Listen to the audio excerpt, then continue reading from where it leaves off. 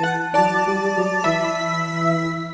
time has come, ladies and gentlemen, for I, KrabbyLama, your favorite YouTuber, to make another tier list video out of such high endorsing demand. So yeah, today's topic of discussion, board games. Most of these I haven't even played, so that's why I just saved a little bit of time and placed all the board games which I haven't played at the bottom of the tier list, so that way you wouldn't have to hear me repeat myself over and over and over and over again, like, what the hell's Pufface, or shit like that. So yeah,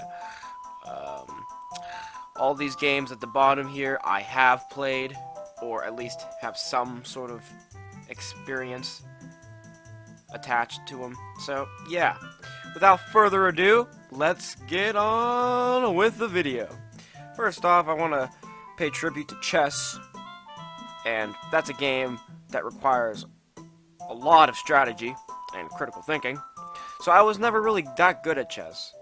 But I mean, there are some perks to the game, so that's why I have to at least give it a solid B, you know? B for chess. If it was checkers, I would bump it up to an A. Next, we have Apple to Apple. I haven't played this one in a while. I sort of forget the premise of it, but for my personal experience, it was alright. It wasn't nearly as entertaining as chess, but okay. Yeah, I'm gonna have to give it a D tier.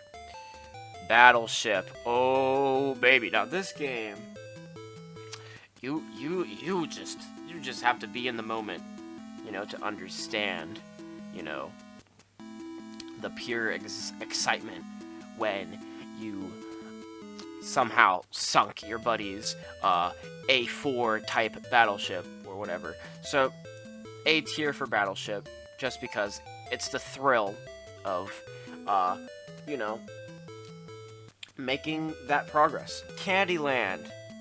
This one I definitely played throughout elementary.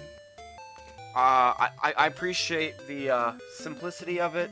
I personally, I might have to scooch chess over in favor of Candyland, only because I associate that more with my childhood. Cards Against Humanity. I played this one more recently with a group of friends, and we had a blast. Let me tell you, that game is going above Candyland for sure. The more fun you have in a game, the more likely you are to play it again.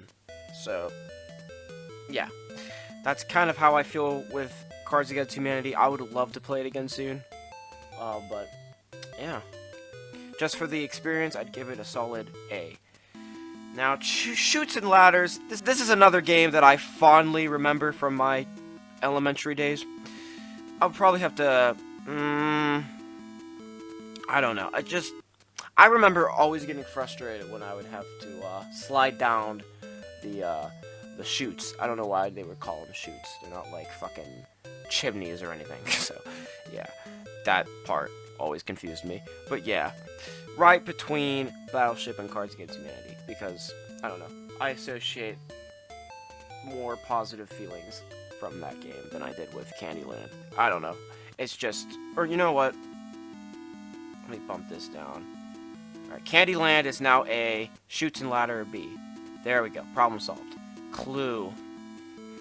This is more of a mystery genre type of game. I mean, sometimes when I would play it with a few friends, it would drag on for a little bit. So, no offense to Clue, but I just wouldn't play it as much again. So C for Clue. Yahtzee.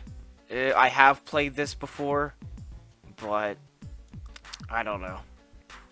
I just don't think Yahtzee would be a game that I could just pick up and get the hang of. Jenga. Now, probably a C, because while it is thrilling, you know, you just feel like you're under pressure, and I don't like games that make me feel like I'm under pressure. So Jenga would have to be a high C. Sorry. This game pissed me off probably more than any other game on this list. So, if I had to be honest, probably mid D tier. Scrabble. I played this one a little bit as a kid, but I don't really remember much about it, so low C. The Game of Life. I mean, sort of like a Monopoly ripoff, if you think about it, if you really think about it. But, I mean, cool premise. But, high D. Operation. Another game that would give me anxiety. So, that one's going a little higher than Clue at a C. Hungry Hungry Hippo. This game's a lot of fun with another friend. So, I'd probably bump that to like probably a low B. Just for that reason alone. And besides, they're hippos. What not to love? Connect 4. Okay. Connect 4. That's a game that truly requires a sense of strategy. Just like chess. Bump it up to a high B. Only because I'm not that good at Connect 4. Monopoly. Oh my god. Probably high A tier. Nah, I think I put Monopoly a little bit before Candyland, or after Candyland. Pictionary is gonna have to be probably lower D because I suck at drawing. But Mousetrap, definitely an S tier. Definitely an S tier. I don't care who you are. You can kiss my ass. That's all I can say.